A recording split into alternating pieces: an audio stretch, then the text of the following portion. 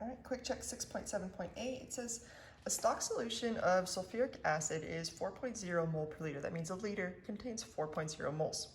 What is the volume needed to make 125 milliliters of a 0.75 mole per liter solution? Ooh, I got liters, I got of a mole per liter. Multiply those together and get moles.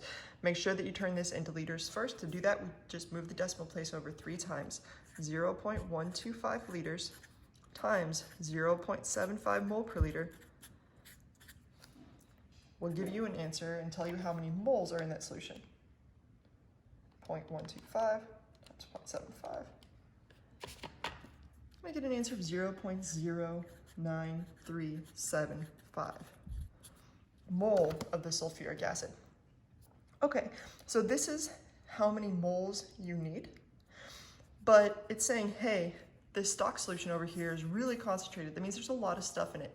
There are 4.0 mole per liter. So if this is 1 liter, there would be 4.0 mole in it. Well, we want to make a new solution over here that requires this many mole. So we don't need like a full liter. We actually need a fraction of that.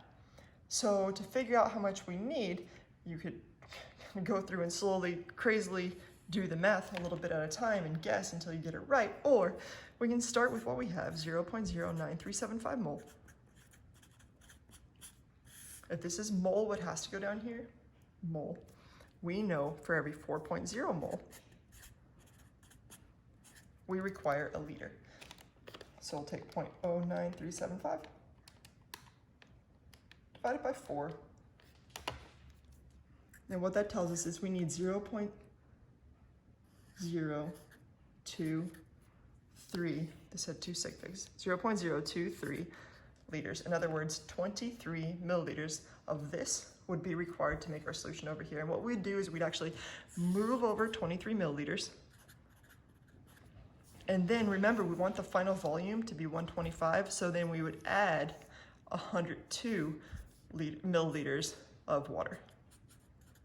So I want you guys to be thinking about this in terms of what's actually happening, not just in terms of a whole bunch of numbers that might be freaking you out. Try to draw it out, figure it out, and you'll be better off from there. All right, question number 2 says you dilute 450 milliliters of a, there's our trigger. So I immediately say 0.45 liters times 1.07 mole per liter will tell you the number of moles you have of NaOH. Even if you don't end up using it, you're not going to regret doing this. And I get an answer of 0.4815 mole of sodium hydroxide. Okay, so once I have that done, now I can finish reading the question. So you dilute it to a new volume of 640 milliliters and it asks for the resulting concentration. Let's draw a picture. Okay, so you've got this solution. It had at one point 450 milliliters. And in that was this 0.4815 mole. In other words, 48% of a mole. And then it said you add water, essentially, you dilute it to a new volume of 0.64 liters. This is what's the resulting concentration. Now concentration is going to be big M, which is mole per liter. So if we can figure out the number of moles in this solution, and we know the number of liters, we can figure it out. Okay, so initially you had 0.4185, and then you added water.